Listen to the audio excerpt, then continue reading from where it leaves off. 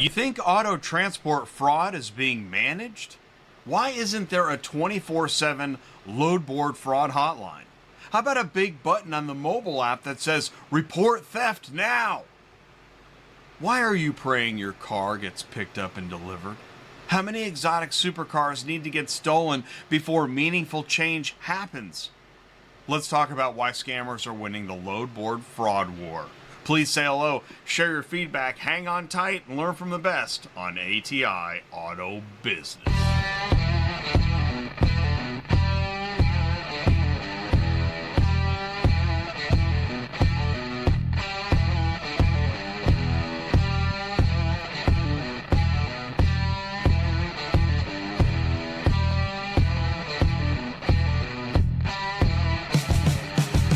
What's up, ecosystem? Welcome back to ATI Auto Business, where, I don't know, there's still a show or some kind of thing. Yeah, I've been, I've been making this show, hitting these buttons for so long. I'm not even sure why we're still doing it. I think because, like, a lot of the content that has existed in this industry, it has just dropped off because it's pointless. Like, what's the point?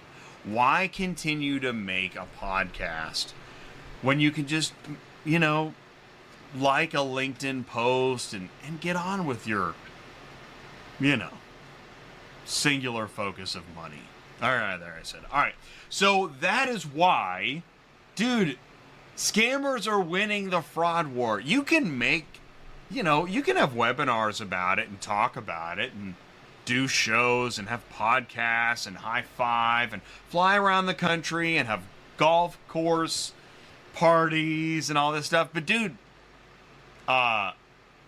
they are focused on winning a fraud war, and they're going to do it. And I say these things like get to know your ecosystem, but come on. I mean, really.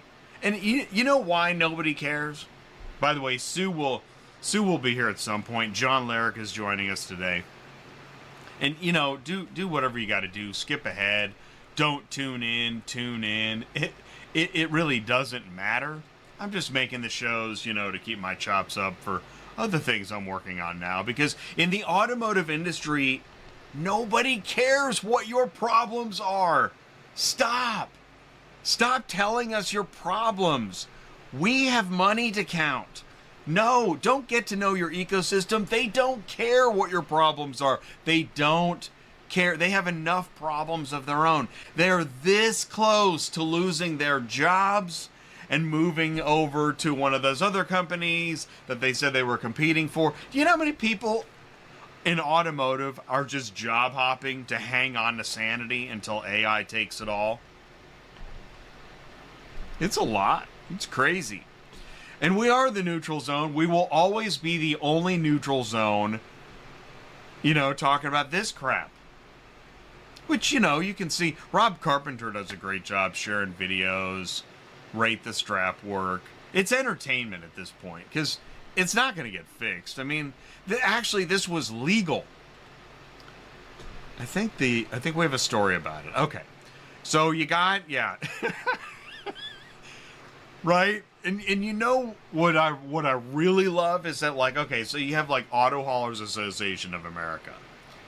And they obviously this shit drives them crazy. Has to.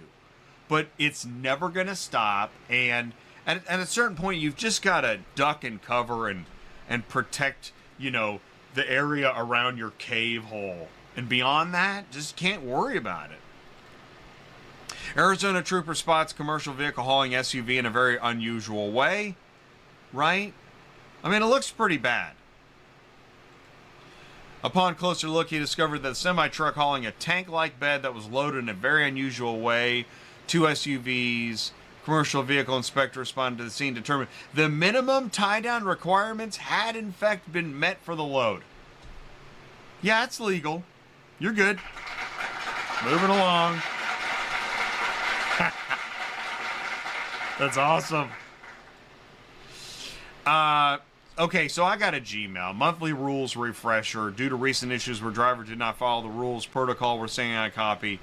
Like, this is all the time, because this isn't an industry based on, you know, like work, or I don't know what it's based on. It's based on, you know, bottom of the barrel subcontracting. You really do, again, going back to AHA. And I guess it's too bad that AHA didn't early on see the potential in ATI. It just didn't happen. But again, I didn't understand that it was like gangs of New York, just protect your area, and who cares about everything else? You can't fix it. With such high driver turnover, because rates are so low when you subcontract, working for brokers or dealers, that you're just getting hammered and you go out of business, and then the new guy, he doesn't know the rules either. So, all right, let's go through the memo. It's just great. We need to be we need to be notified as soon as you deliver. That's not, so the customer's like, that what do you mean that's not happening? Customer expects updates immediately. Send an email with the load ID and delivery date as soon as you deliver. I love it when they repeat in all caps, because you know that means nobody's reading this. If you cannot email us, by the way, that really emailing? Isn't it 2025? I'm getting ads that teenagers are getting rich with AI in their basement, and here we're hoping you email me. Okay. You don't have a mobile app? Whatever. Best practice to ensure we know that you have loaded is to send a signed and dated copy of your load sheet by carrier pigeon before you leave the yard. Send a signed and dated, so take a photo and then attach it to an email and then fax it. If we do not receive a load sheet, we will not know you picked up. Again, perfect time for a mobile app. And the scammer, if a scammer gets a hold of this email, are you kidding? The scammer's like, oh, this is the best. If you need to make an update to the load in any way, we need an email with the load ID. Oh my gosh. What are they using, Lincoln Logs? If you are delayed and will miss pickup, we need to know before pickup.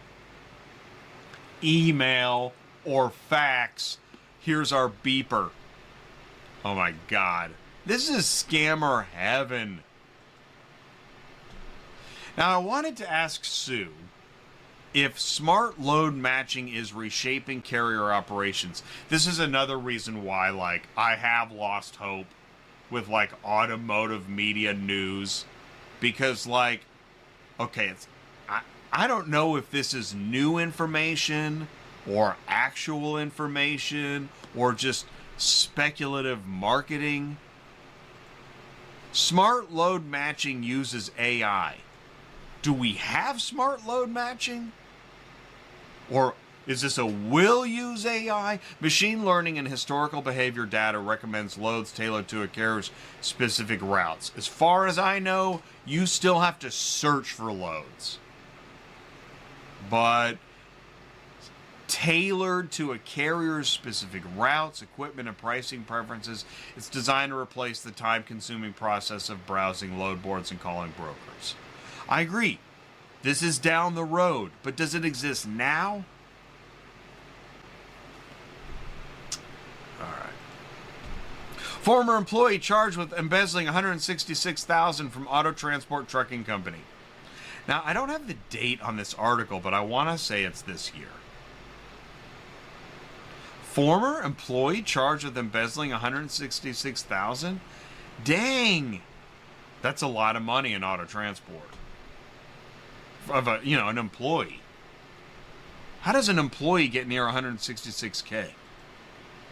A former trucking company employee is facing felony charges for allegedly using peer-to-peer apps to steal customer payments from his employer.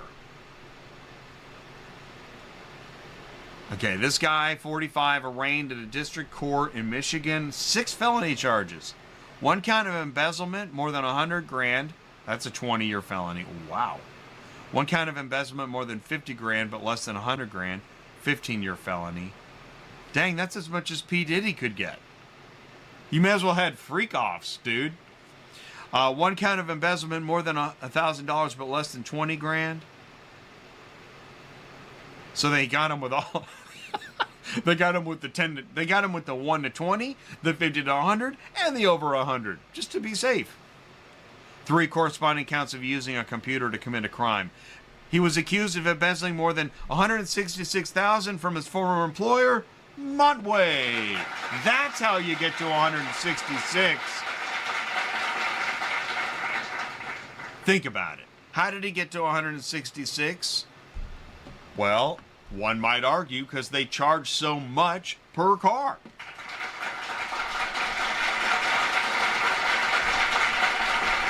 And he loved working there so much, he went ahead with it. Hey, this is Auto Transport. This is ATI. Again, we're the only neutral zone. You know what to expect. In 2020 and in 2021 and 2022, while working for that company, he offered customers unauthorized discounts if they paid him directly through peer-to-peer mobile. Then he kept those payments for personal use. It was referred to the Attorney General by the FBI. Ooh, the FBI got involved. Well, welcome to Auto Transport. You can do whatever you want. I mean, you really can. Just do whatever you want. Fake car dealer websites are scamming millions. Wow, Tim Smith, never imagined strangers. You know what? We're gonna get into the fraud. Let's bring in John. Hey, John. John, you ready to join the show? Let's talk some fraud here. Let's do this. I was talking to John, and we were talking about, why do so many businesses have to pray that their car gets there? Here we go. Let's do this. I'm going to run Sue's ad. Stick around. It's a short ad. It's really not a big deal. We'll be right back after this. Are you completely stressed out from all the calls and the contracts and the verifications of loads where nobody ever answers the phone? Call Murphy Auto Dispatch Services today. Murphy Auto Dispatch Services has over 15 years in the transport industry. We are your office while you are on the road. We book, we verify, and we bill out your loads for you. We have an excellent accounting staff and an even better dispatch team. Give us a call today at 417-273-0021, or if you want to email me, it's murphyautotransport31@yahoo.com. Give us a call today. Murphy Auto Transport Services. Are you looking for a dispatcher or a fully licensed broker? A company that does care? Murphy Auto Transport Services. Sue is usually here. She's actually in the middle of, she's handling another issue. So, because she does that. She personally gets involved and makes sure things do get taken care of and that things are above board. So, if you're looking for that, talk to Sue. Do me a favor, wish me a warm welcome to John Larick. Welcome to ATI Auto Business Industry Logistics. John. Welcome, everybody. I'm here. All right, so you're here. John, do us a favor. Say hello and tell us a little bit more about you. Well, I'm John. My last name's Larick. Larick's Towing Incorporated. We're a auto transport company out of New Jersey, and I've been in business for 45 years. Earlier when I said Auto Haulers Association of America. I heard that. Yeah. Exactly. And the only reason I say that is that is that association in auto transport that seems like they're at a different level, right? Right. You're talking fleet carrier organizations, businesses that have been in business for decades, run a lot of trucks. This isn't the onesie twosies running around, getting in business, going out of business, getting in business, going out of business. you're in the fleet category, and right? Right, I'm in the fleet, but I also do a lot of POVs too. So where a lot of That's the other companies, like our friends, they just do dealer work. We do a lot of other work. and within, and I'm glad you said that. Within being a fleet, the reason I'm drawing this, because I think that this is where, Sorry. just like in trucking, we know the names of a lot of companies like Knight and Swift, and these are larger businesses that operate at a different level than an owner operator. Now, truth is, the industry is a lot of owner operators, individuals running their own equipment, and I'm laying this out because you've seen it all, right? I think I have, yeah. Yeah. And I think that that's part of the AHA pedigree, is folks with AHA pretty much have seen it all and continue to see surprising things. And that they see is kind of a dark side of the industry where, gosh, we can't fix it. It can't all be fixed. No, not at all. It can't be. No, because it's just the way it goes, and it's out of your control sometimes. And so this is why I said, like, so when you have a territory, you have a business, you try to make sure those things run well, and beyond that, who knows? Yes. But that becomes a problem too, because some clients are going to have vehicle moves that are outside of your control, and now you are praying that your car gets there. Right, and that's what happens with our end of it. Like we don't do a lot of POVs as far as, well, not a broker, but we have to have our broker authority to give out a car to another transporter. So what ends up happening is we have Florida cars and stuff like that, a lot of snowbird work that we do, where we can't get them all on our truck. So we'll take them and we'll actually put them on a dispatch board, and we'll give them to a transporter. But it's tough. It's tough because you got a reputation of your own business, which you're always on time. You talk to the customers. The customers know where the cars are. They know where we are. So they don't see any problems. When we give it to somebody else, that's when we see all the problems. So I want to say this for anybody that doesn't know. So POV, privately owned vehicle, those are customer moves, people, regular people. Right. Or it could be business, relocation, snowbirds, which is the New York to Florida, Florida to New York. And, well, there's other types of snowbirds, but that's your traditional snowbird on the East Coast. Dealer moves, auction moves, new car, OEM. And I'm just saying those things because a lot of it comes down to military moves. Military, it comes down to kids. That's POV. College students. College students is POV. Right. Talking about these different verticals, types of moves, which ones do you think are the most unpredictable? Is it the POV?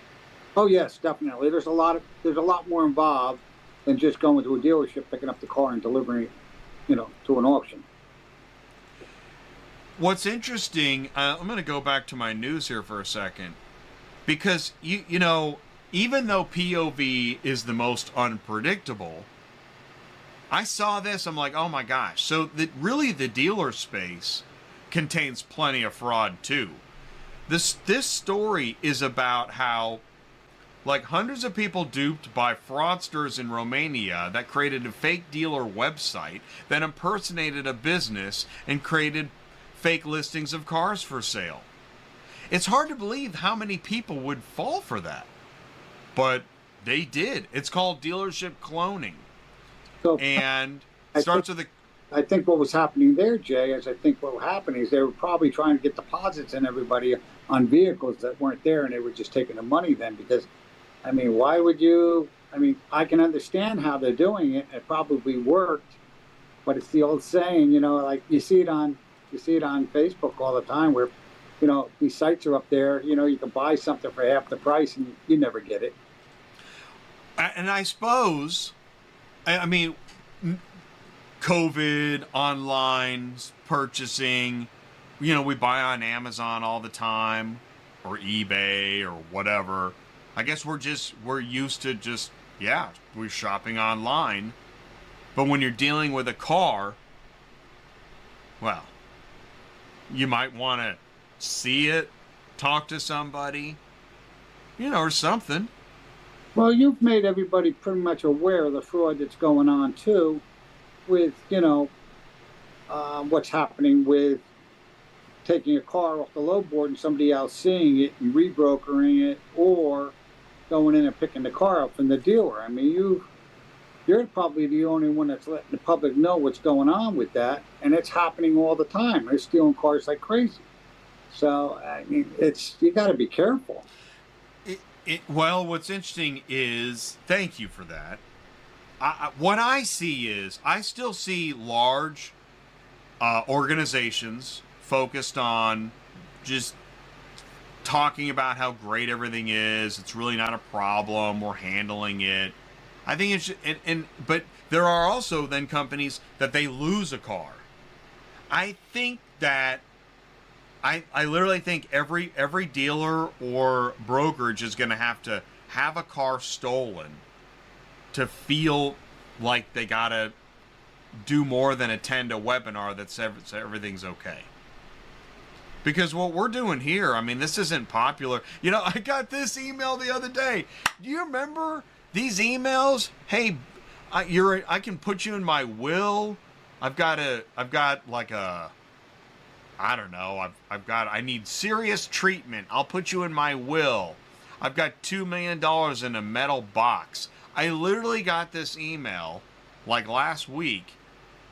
So this must still be working. These primitive scams are still working. So, gosh, think of the complex scams that are working now. 2 supercars disappear. Have you seen... well, let me ask you this. What have you seen? Have you seen any fraud, like, close to you where it was a load that was stolen, or, what can you talk? And I know also, here's what I also know. One of the other reasons why scammers are winning the fraud war is because it's a negative to talk about it. It's a negative if you report to your insurance company. If you get defrauded, you'll do whatever you can do not to have to talk about it because it makes your company look bad. But it's become so common that companies have to report it. They have to talk about it. Right. What would you say? Yeah, I'm saying I'm not seeing, knock on wood, we haven't seen any cars stolen yet. The problem that we're having is that we would broker out a car and it will be given to a transporter, but then that transporter doesn't show up. He has somebody else pick that vehicle up for him. So it's gotten to the point now where they come, we have to walk out, we have to check, we have to make sure that they're who they say they are. Now, I've heard of some other companies that are saying, we're going to walk outside, we're going to take a picture of your truck, we want a copy of your license and everything, just to make sure, because once they take that vehicle, we're sitting here saying, wow, we just gave this guy this car, and we don't know if it got there until the customer calls us as if it's got there, and when you fill out the dispatch sheet, you put it on and you give them the contract, it says you're supposed to deliver by such and such a date. And I'm being honest with you, 80% of the time it's not there. It's not there when they say it's going to be there. But we don't know where the vehicle is. I mean, the only other way to solve that problem was probably put, a tracker or something in the vehicle and tell the customer to send it back to us. I mean, we've been talking about doing that now. So I'm going to ask you this. How did you get the transporter? How did that transporter get connected to your load? Unfortunately, we have to go through, CD a lot, because that's primarily where we get the phone calls on who can move the vehicle towards. CD being? Central Dispatch. Central Dispatch. Yeah. So right now, somebody's going to say, well, geez, Jay, we knew where you were headed. It was so obvious. Well, all right. It's almost always central dispatch, right? Isn't that the main load board where most people do business? For us, yeah. I mean, because we're not a regular broker. So we don't have our own broker board or anything out there. So when we do get these vehicles, we just need to get it moved. And unfortunately, that's where the phone rings. It does ring when we post it.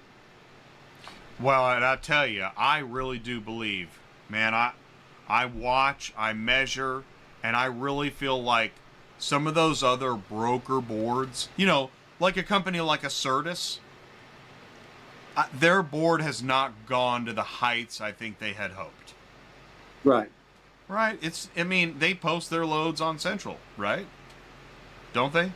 I believe they do on their overflow. I know they have a lot of times. They haven't, right. And they may have a delayed, and I'm speculating. I haven't studied it in the past week. But it seems to me that if you look at Central Dispatch, most roads from other load boards lead back to Central anyways. Or Super. Right. Which we've been looking into Super too. So, I mean. Well, and the problem there is, now that Super has raised their prices, many companies feel like they have to choose between Central or Super because they can't afford to do both. Oh, exactly. Do you agree with that? I agree with that 100%. I mean, right. How many people are you going to pay to, post a car? And that benefits Central, doesn't it? If you got to pick one. Only because the volume's there. I mean, you look at how many. There you go. We know. The volume is there. We know. All right. We know from experience that when we post a car, the phone just blows up. There you go. All right. The phone blows up. You post a car on Central, the phone blows up. When you say the phone blows up, what do you mean? We start to get people that want to claim that car. So, and, now we have to start negotiating with all the transporters that are calling in. We want to find out if they have the right insurance, which we have to. When they're going to pick it up, they're going to pick it up on time. They're going to deliver it on time, which they always tell us they're going to do that. And then the process goes from there. We have to call them. They have to contact their insurance company. They got to get a certificate of insurance, naming us. So their insurance company has to send it to us, and then we have to check and make sure they have enough coverage. You had to do some homework there. Yes. You had to do, yeah. And we also know you're busy, and I respect your time, and I thank you for taking the time to come on. This is a really important topic. Right. And if you need to go, you let me know, okay? No, it's fine. It's just, all right, cool. We're working here. This is cool. We are working. This is work. I know. Hard to believe. You had to do some homework there. Why couldn't you just rely on the load board for those things to be vetted and fine? Why did you have to do additional homework? We're finding out that we can get the information from them, but we don't feel that that's good enough. Because they could have had insurance, but they lost it the day before. Or they just don't have enough coverage. I mean, somebody comes in there with a 9 car, and he's only got $100,000 worth of cargo on his truck. If something happens to our car, it's not going to be covered. We know it's not going to be covered. But if they come in with a wedge, and they got $150,000 worth of coverage, we're willing to take the chance at that point. So it sounds to me you've already raised 2 flags of where you really have to do your own due diligence. You got guys taking loads that are then going to send somebody else. You've got carriers calling in to get loads that you have to check on yourself to verify. And then, one can say, well, that's fine. But again, aren't you you're paying monthly to this load board to get loads picked up? Wouldn't you hope that the load board was able to ratchet up their level of security so you didn't have to feel, and I'm not trying to put you don't even have to answer. Don't answer. Because I know the answer. And everybody out there knows the answer. Right. This is actually the problem, and why this channel tanks is because nobody wants to talk about this. But everybody feels the same way. All 2 people in the live chat. We're all so scared of trying to figure out how to talk about the fact that we got this #1 load board that almost nobody really trusts. They go there to do business, but they gotta always have a brass knuckles ready to go, right? You got a pipe in your pocket, and you just have to constantly watch out. You have to watch your back. Why? I don't think it's all their fault, though, Jay. I think it is. I'm glad you said that. I know that's an important thing to say. People. We know they've vented their people because we're also a transporter, and we'll use their load board to get work when we have to do fill-ins. So they would not let us broker a car under our company. So we had to go out and start our own broker authority just to be able to broker cars. So they are doing that end of it. I want everybody to know that they're doing that end of it. But I think when it comes down to the way that everybody's rated, I don't think that their rating system works the way it should. Now, that's interesting you said that. And this is, I know this is hard. Like, it's, this is where people do so much business. Right?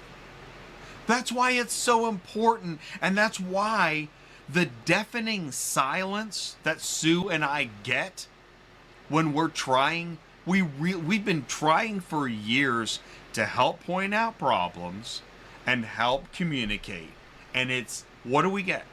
Total silence. It's like we've been discarded as this annoyance, right? And it's weird to us because we're like, wow, we really thought we were trying to point out issues and help. And you are, but I don't know if they're ready for that. I mean, that's the whole thing. This is a touchy thing that you're getting, that's going on here, because it is a problem. And I think that they know about it. I just don't know. I don't even know if they know how to handle it at this point, because there's a lot of venting that's involved when somebody makes a complaint too. Is it true? Is it not? And I think that that's where you probably have to have somebody looking at these complaints all day long and figuring out if they're good or not.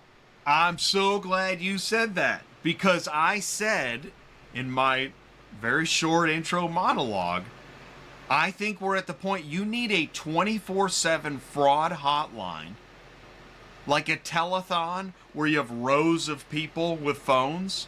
That's where we're at. And you know what's, I think they can afford it. Oh, I think, they definitely can afford it. Yeah, so why don't they do that? Why not? I mean, they've made some changes at the auctions lately now. I don't know if you've heard about that, but they're changing the hours of the auction.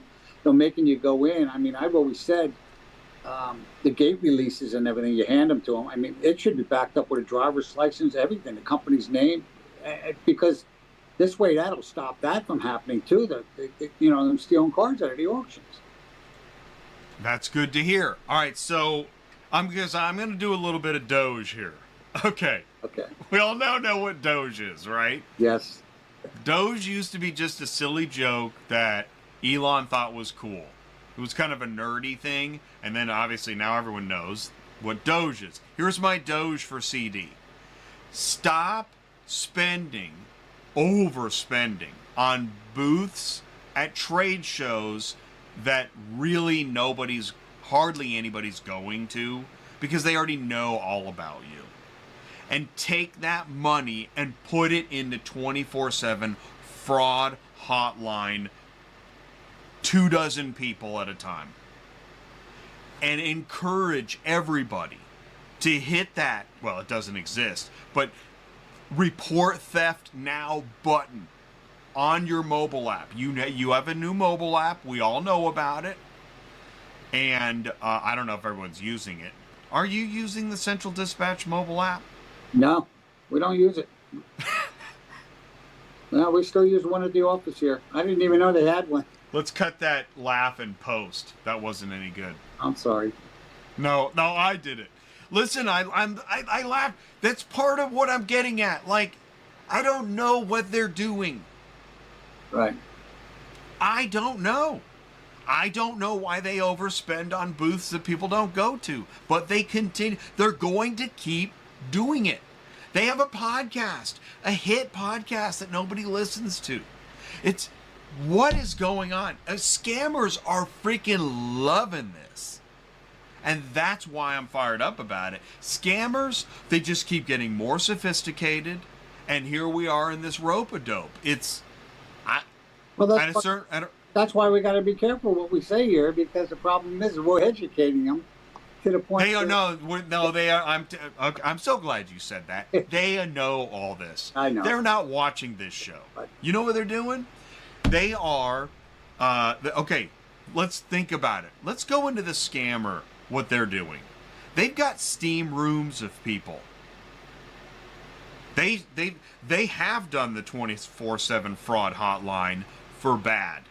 And they've got steam rooms full of people that are all they're doing is scouring load boards, setting up fake companies, setting up fake dealer websites, setting up fake brokerages, setting up fake carriers, constantly setting up fake accounts, going in, booking, scamming, calling, getting databases. Think about all of the work they've done for years to figure out how to scam the load board, to scam the shipper, to scam the broker, to scam the carrier, to scam the dealer, to scam the auction. A lot more advanced than we are. Oh my God, years and databases and people. That is the war that we're not fighting. And here we are, we're still talking about driver cell phone numbers and driver's licenses. And they're like, cool, yeah.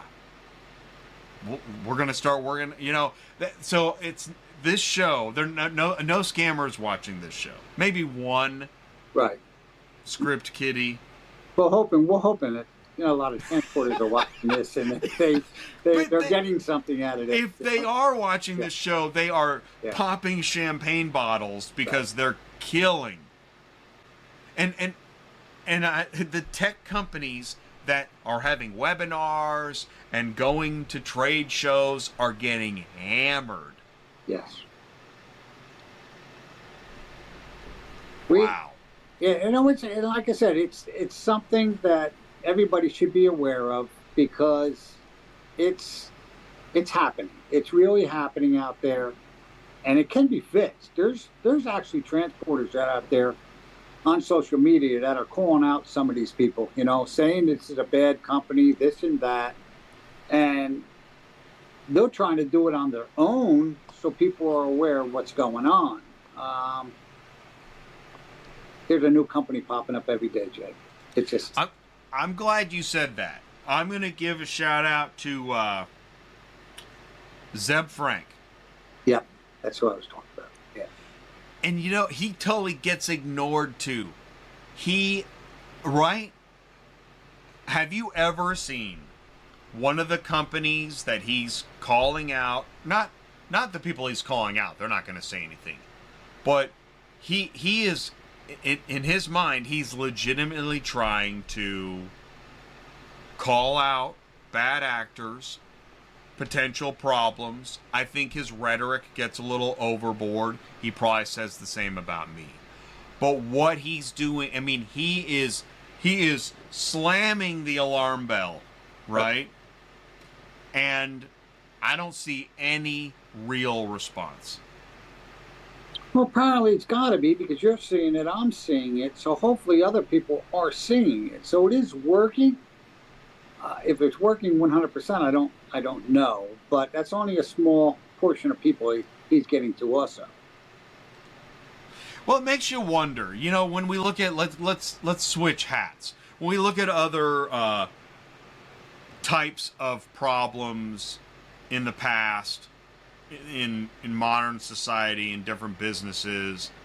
At what point, how many people does it take to be screaming there's a problem before something actually happens? We know the FMCSA has been pulled into this.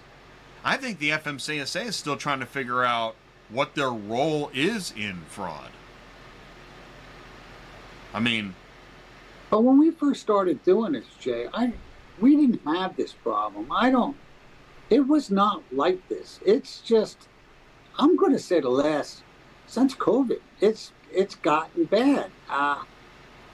Before that, you posted a car, it got moved, the transporter came in, it was a decent company, and I don't know. We still have, I don't want people to feel that they're doing our work, that we don't appreciate. There's some good companies that we do work with that will give them a car anytime they call, but it's those other ones that just, they walk in, they're gonna know who they are, but they walk in, they show me their phone, and I'm talking to the dispatcher because they can't even speak English. And I'm saying, so I'm glad you said. I want to say I want to address the English thing. yeah, That seems to be, especially given the current administration, blah blah blah. We all know the deal. But the English proficiency thing is a really big deal, and I want to ask. I'm trying to get an honest. That's one of the things I do. I try to get through the noise to the truth. Do English proficiency, like interrogations, that hammer, does that help? Will that help the fraud issue? but you don't know. You can't communicate with them. So how do you know unless you speak their language if they're telling you the truth or not? So I'm glad. Okay, so I'm gonna say, because I'm always on the wrong side of the tracks.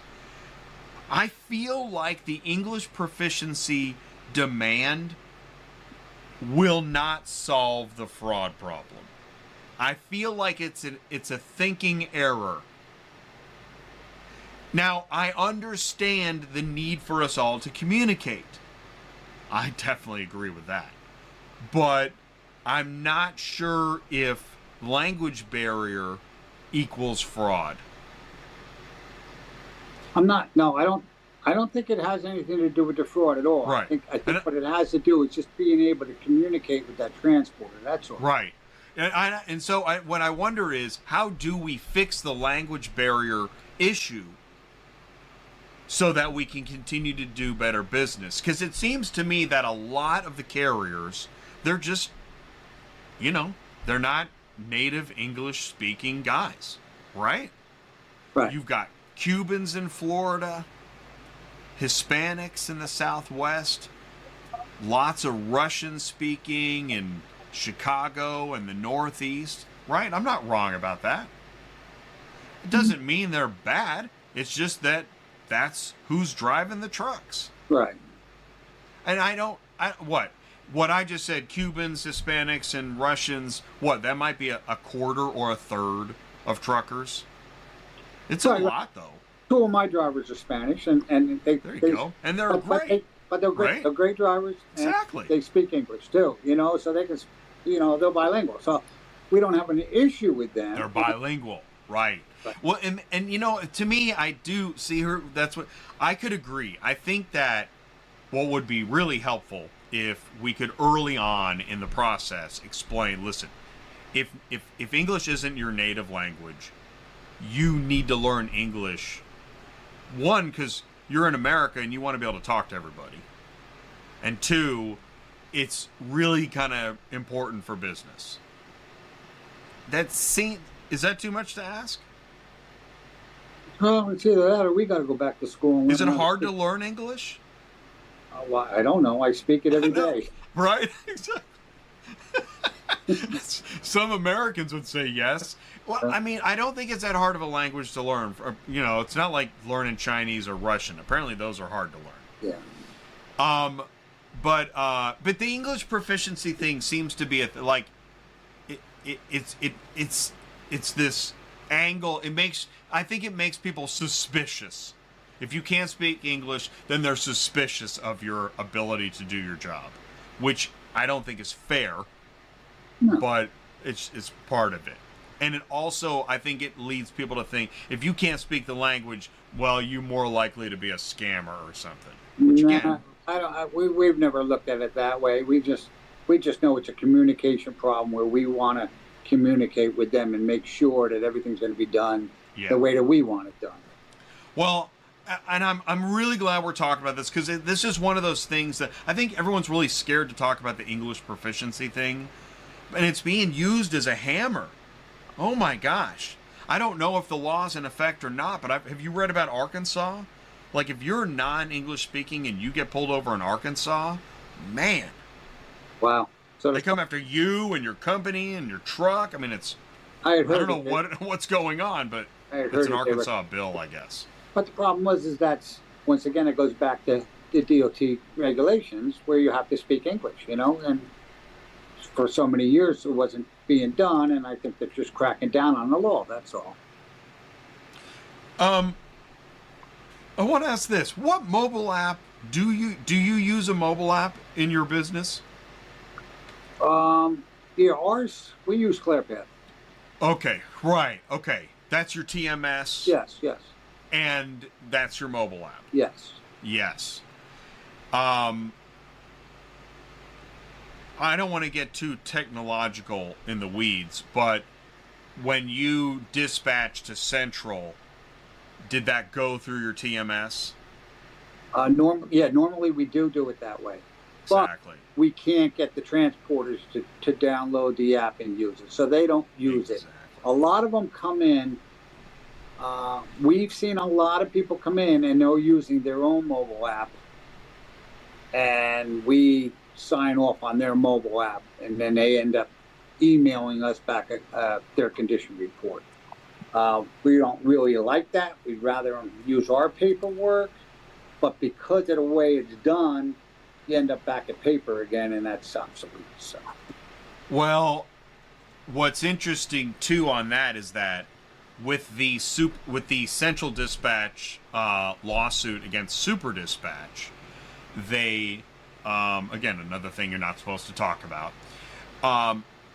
They drew a kind of a deeper line in the sand with separation of technology.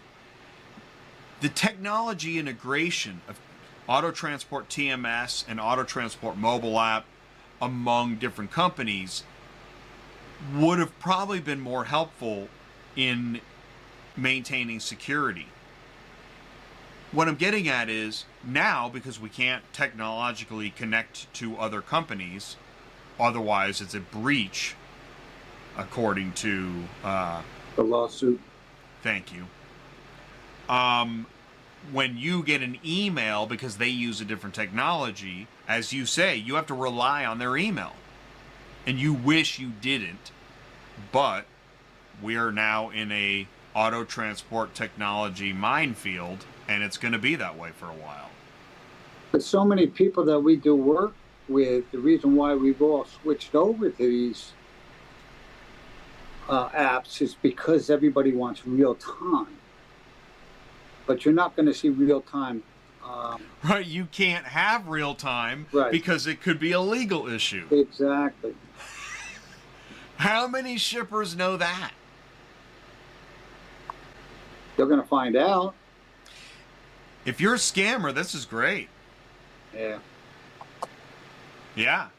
And again, I'm not telling any scammer something they don't already know. There's probably an anonymous hacker right now high-fiving another anonymous hacker because they already knew that. They're loving this legal problem. So you've got legal problems with the technology. We don't even know where the FMCSA... I mean, Brian Riker, he's the best. He was always saying, well, the FMCSA is a safety organization. Or mechanism, right? Yeah. Okay.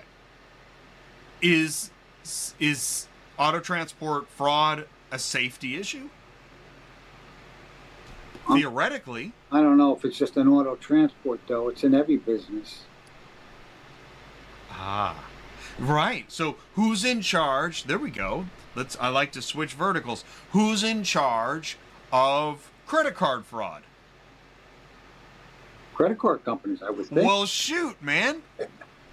Right. Wait a second. If you're dealing with credit card fraud, then you go to the credit card company. Let's talk about what is a credit card company? A credit card company is the technology and people that allow you to move money. You don't call the credit bureau of the United States if you have a credit card fraud issue, do you? No, it's the same thing with my fuel card. We had a problem with fraud on our credit cards because of these with the card skimmers, and we had to go. We had to go to the fraud. We had to go to the fraud department. So, but in auto transport, if you go to the auto transport tech company, they point you to the government. Well, because what I'm getting at here is, because there's no department to take care of it. You have a credit card, if you have a credit card fraud issue, let's go back to 24/7 fraud hotline. You call them immediately. Do they say, please leave a message, we'll get back to you when we can? No. They answer the phone. They get on the live chat. They want to know as soon as possible. I wonder how big a credit card fraud company department is. You think they have?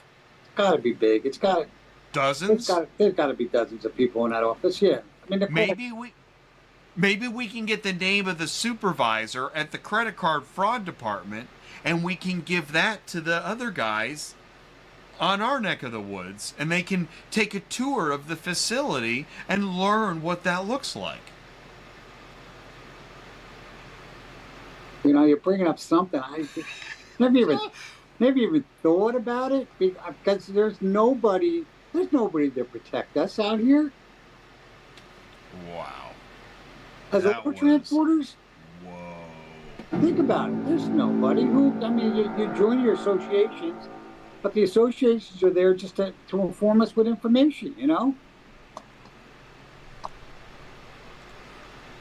Oh man, and this is actually why, you're going back to what you were talking about before. Yeah. You just made a complete circle, but you're going back to the point where if you give a card to Central Dispatch, they should have a fraud department to the point where you can call them and say, hey, we have an issue going on here, but they don't. And let's be clear, do we know that they don't, or are we just assuming they don't? Just assuming at this point. We're assuming. We don't know. Yeah. Because I know aren't they? I know when we've had an issue though, and I think that Sue could vouch for this, you don't get anywhere. Okay, Whoops, we need to edit that laugh. We've all had issues, and we've tried to make phone calls or talk to somebody, and they don't get back to you. And one could argue, okay, well, that's just one instance. That's not the standard. Right. But it seems like, hey, live chat. Does anybody know if we have an auto transport 24/7 hotline on the #1 load board? I don't think we do. I don't think we've ever had that. I think if you leave a message, you send an email, and it goes back to, like I was doing that, you saw the driver rules and guidelines, like send an email, like if you're a shipper and you're shipping, let's say you're a high-end exotic supercar dealer, shipper, and you're not letting stuff go just via email and stuff. There's no way. So the average shipper, let's say you got your average POV customer, and they buy their car on Carvana, and they shop on Amazon, and they book hotels on Priceline, and they're used to all these verified digital situations. So then they go online. Great car shipping. And they get some random auto transport broker. That's it. And now they're not dealing with all that other verified digital. They're in whatever land. That's auto transport. Why is auto transport so Cro-Magnon in general on this? What's going on? Is it transportation? I bet waste management is more verified. Yeah, it's you're throwing me some good questions, and the whole thing was is I see it happen all day long, especially when somebody buys a car from a dealer and stuff. I mean, they'll call us and say, "Look, I called this dealer. They told me you're going to have a transporter come pick it up, but he never showed up." And then they'll call us and say, "Well, can you help me out?" And I'm saying, "Yeah, we can help you out, but you're going to have to cancel that order first, Or will the dealer let you do it?" That's the other thing too. You got to find out, the dealer's contracted with them or what they are, or there's just a lot to the process that has to be done. We're almost at 1 o'clock. We've really touched upon a lot. This was we got pretty deep in. John, I appreciate how far down the rabbit hole you went with me. I know this is tough because we're in an industry trying to do business, and it's hard to talk about difficult topics while you're inside of a business. Right. But it's important, and what bothers me is we're still in marketing land on auto transport fraud webinar media in 2025. You said it. Things have changed a lot in the past 5 years. Oh yeah. But not in marketing land. What do you mean in marketing land? You look at trade shows and podcasts and banner ads and just PR and messaging, and it's as if we're still in 2015. None of that's changed. I can't stand watching some of these webinars and podcasts where people are acting like everything's fine. Oh, we hear you and blah blah. It sucks so bad. I can't stand it. It's not true. No, and I think what everybody has to understand too is this, like we said in the beginning, there's two different parts of this business. There's one where you're doing OEM work, and there's one where you're doing POVs. And the POV business to me is completely different than doing OEM work. OEM work, you get your loads, you pick them up, we take them, we deliver them to dealers, go back, pick up another load. POVs is one car here, one car there, one car. So these guys are out rounding up cars all day long to maybe take from Jersey out to California. There's a lot of steps involved, and I understand why they have to use the load board at that point, because they're just trying to fill the truck out, get as much money as they can on the truck to get out to California. The reason why, I got on today was just to let everybody know, if you're listening, you got to do what you say you're going to do. You say you're going to be there to pick up the car, deliver it when it's supposed to be delivered. If there's a delay, a breakdown or something, just let us know. Let the broker know, the transporter know that there's an issue with that car, because when it's a POV, you're dealing with a person. You're talking, they own this car means a lot to them. And when they don't see their car, they really start to panic. I mean, it's to the point where we try to tell them, look, it's going to be there. The transporter is going to contact you. Then we find out that they don't contact them. Next thing you know, they want to call the police and report the car stolen. There's just a lot to it that people don't understand. When you don't do what you say you're going to do, the consequences are not good. I'm glad you pointed that out, and I'm glad that you work in POV, because POV moves need people like you that care. Right. I mean, when we think about ourselves as individuals and things in our life, we're headed to the grocery store. Let's say there's a car accident. It alters our life. Temporarily, but it does. Everything changes. So when a POV move a car, when they think their car has been stolen or something, it's disruptive, because they're probably either in a move, on a vacation, something very big is happening. Or a child's at school sitting there, has no car, they're That's wondering what right. the car is. I mean, it happens all the time. Snowbirds is the same thing. They're flying out. We pick up their car, tell them it's going to take 5 to 7 days to get there, which we stretch it out just in case something happens. But we get that car, we get it picked up, we take it, they get down to Florida. All of a sudden, they're sitting down there in Florida and they got no car. And they're saying, oh, I got to go rent a car, I got to do this, I got to do that. And it's just more than people think it is. These people are very demanding. It's their vehicle. They want it. And when you tell them it's going to be there, it should be there. So my guess is that somebody at the credit card fraud hotline training center reminds everybody you're dealing with people's lives. This is not just business, whatever, dealer, auction, yacht, helipad. You're dealing with people's lives. And I feel like somebody needs to go to that really tall building and explain, guys, these are people's lives. Right. Let's staff up a little. But I mean, that's the whole thing, Jay. It's something. Hopefully, we can educate or get somebody involved that can do something like that. Because I don't know how. I sometimes I don't know how you could solve it. I don't know how you could stop it because it doesn't. There's nobody to go to when you do have an issue. You have to deal with it in house. And we do. We deal with it in house here. Sometimes the phone calls are tough. Sometimes we hang up the phone on the people. But oh my gosh. Your customer service is, very important, and that's what brings back our repeat customers. So we have to make sure it's there. But we got to the point where when somebody calls for a car and stuff, my wife is on top of it. She just makes sure that the insurance is there, make sure that they got enough coverage to cover that vehicle.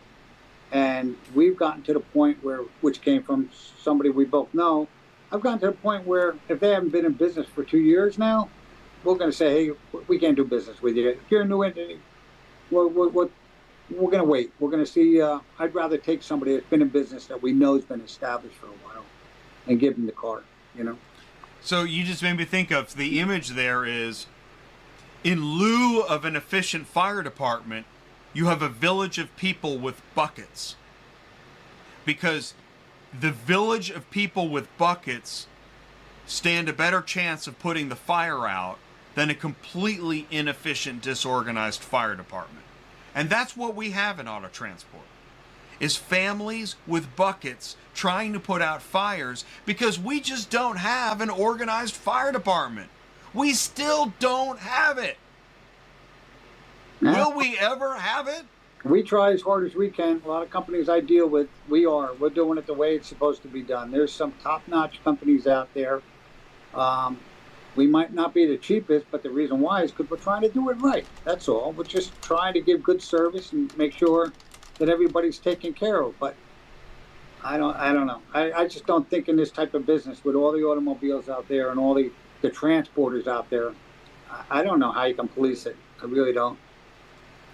Well, and that's what's interesting. I really think that, oh man, we've gone so long without real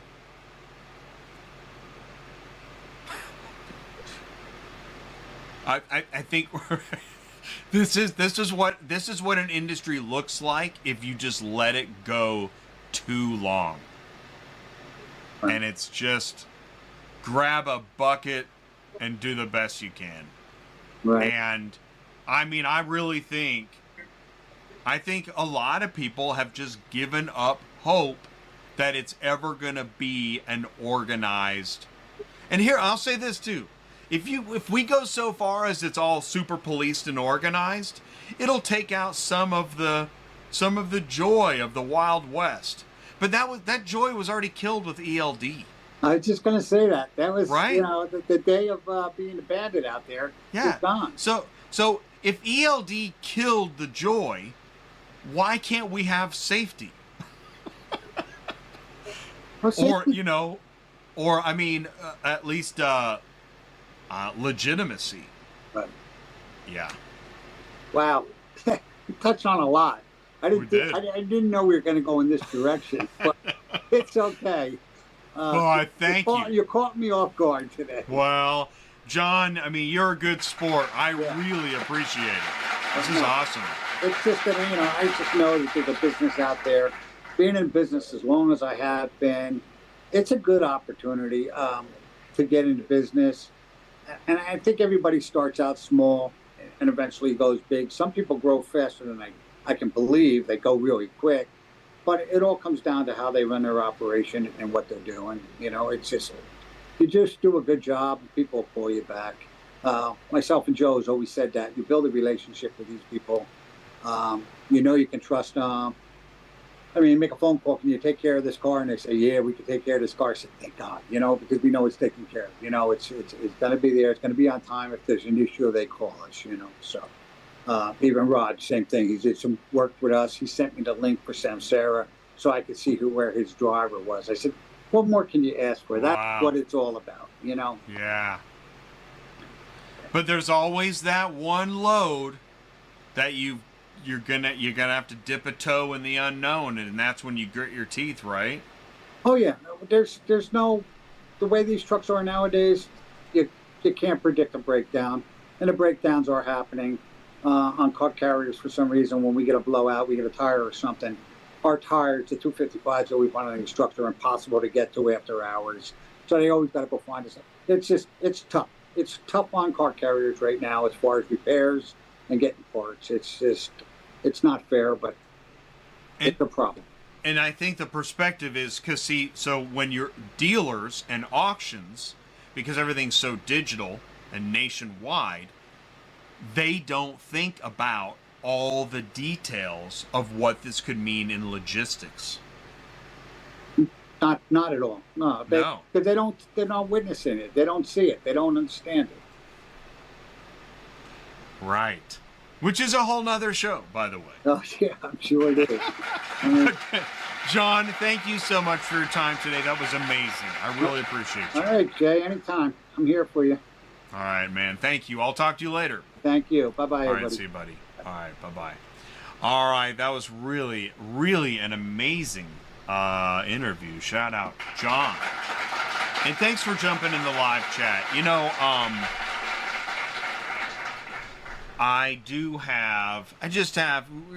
We talked about the supercars disappearing and all that stuff. I'm not going to go into it, blah, blah, blah, blah, blah. Factories to dealerships, thieves are targeting auto industry cargo. Oh, by the way, I want to talk to Mark. You asked me about auto. Is brokering a good business to get into? So I said no. All right. So, all right, I'm going to start with this. I've never thought auto transport brokering is a good business to get into. I've never thought so.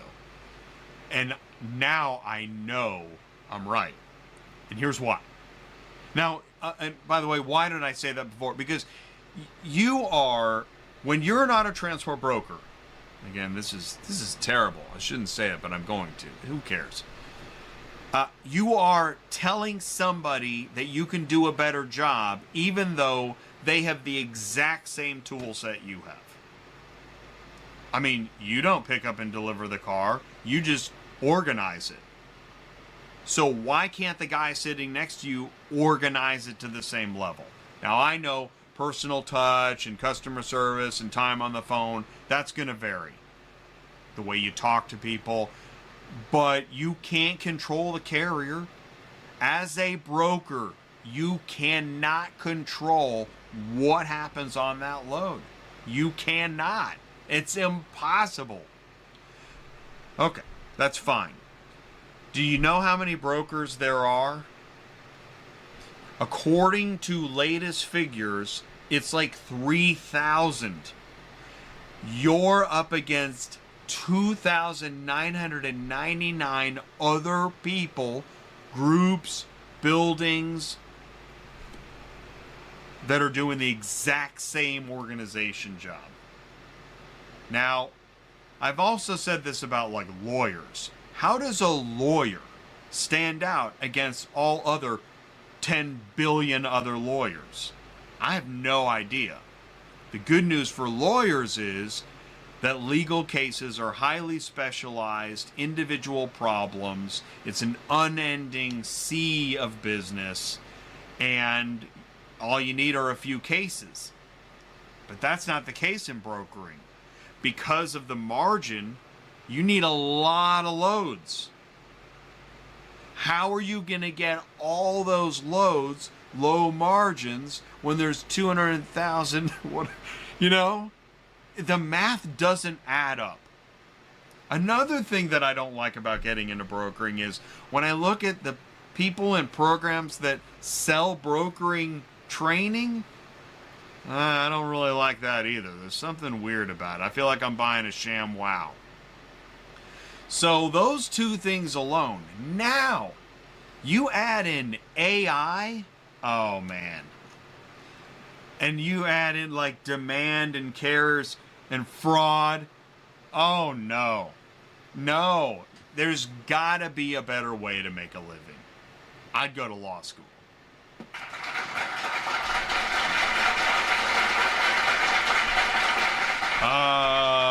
Let's see here. Yeah, somebody said, I got this. This was, I mean, they called, please beware. This company has recently had a lot of fraudulent activities. Carrier accounts on this company are being hacked by scammers that are stealing cars under their company name, and blank is not moving fast to help their customers. We had a third vehicle stolen yesterday within the last several months. I mean, people are shouting from the rooftops. What is that doing in there? That's hilarious. You have to put your cell phone number. Yeah, so that's, yeah. Because that's going to, yep, there you go. Here's how we're going to stop the scammers. We're going to, they'll never figure out how to get around this. I mean, you know, what are you going to do? I don't know.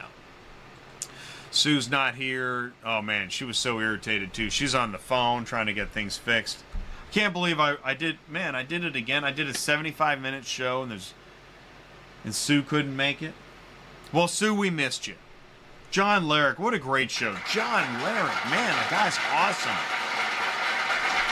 Thank you, Brett. See, Brett, you pointed out. I mean, what I said was a little unfair. Not all musicians the same. Listen, you're totally right. But here's the thing. You know, this is where I respond to this too, please. And I mean, you know me. I just like to rough it up. Oh, look at that. Chris donated to the channel. Wow, thanks, Chris. Yes. Just the old. I haven't done that in forever. All right, let's talk about that, Brett. Here's the problem. You've got buildings of, oh my gosh. Okay, used car week. 5 years ago, I counted the number of high-end, money-tossing auto transport brokers in the expo hall. And it was like a dozen. So if you have a dozen high-end, big money brokerages going to all the trade shows, hosting golf tournaments and dinners and, I mean, you know, give or take, swag that, I mean, really was pointless. You have to compete with them too. And I don't know how you do that. I don't know how you do that. Here's another one. Buying leads. You know, the buying leads business. Oh my gosh. I mean, buying leads is like, me and John didn't even talk about that. So there is something to be said for that. Don always said to me, there's enough business out there for us. There's enough business out there for everybody. To some degree. That's assuming, you know, we're not using like sketchy methods, because you know there's sketchy brokers on the number one load board. You know who they are, and they bother you because they are picking up and destroying customers. So you have that. Then you have loads that John said it, his phone's blowing up. It's quite possible that one of the callers is going to destroy that load and that customer. So the pitfalls out there, and I'll say this, Brett, thank God you're out there. Because if I represented the average broker, it's not true. I was a great dispatcher. The reason I'm passionate about this information is because I was a great dispatcher. I really cared. I spent so much time on the phone with people and drivers, dealers, auctions, guard shacks. Oh my gosh, trying to make everything work and do this and follow through that. And I just learned that, you know, it takes so much work just to get one car moved. Why is it so hard? Shippers can't believe what they go through to get their car moved. I mean, how many POV, privately owned vehicle customers, are out there with horror stories about getting their car moved? And it's crazy. Why? Does Priceline, right, get like horror stories after? But I'll tell you what probably did get a lot of horror stories is, Verbo, their ads say, if you want to go on vacation and not live with somebody, get a Verbo.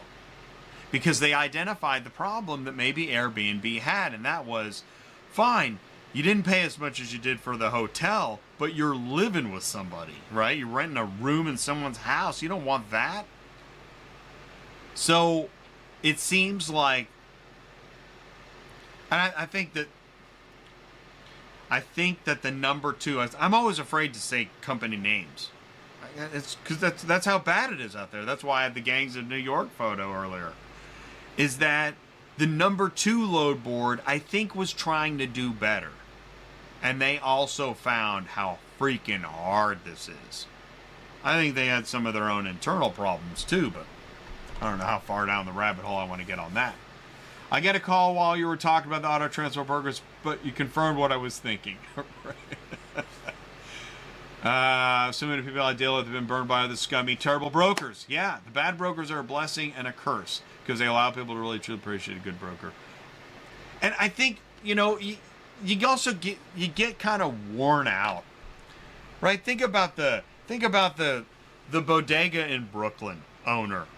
Like, he's worn out from people trying to rip him off and all this crap and the shakedowns and the city. You just get jaded, and after a while, you get so jaded that, and I don't know. I don't even know. That's probably the right way to finish this show. You get so jaded that you start to sound like Jay. I really want to thank John Larick. I want to thank everybody in the live chat. And, for everybody tuning in, the views are pretty good. Because ATI, this is real information. This is how real people talk. This is what humanity looks like. I know we don't like humanity anymore. Humanity's not welcome in the automotive industry. Oh, God. It's all about money and bullshit. Oh, my God. That's the automotive industry. So when you get tired of it, watch all past ATI episodes, and you are going to have such a good laugh. You will love it. We'll see you on the next show. Thanks, everybody. Talk to you later.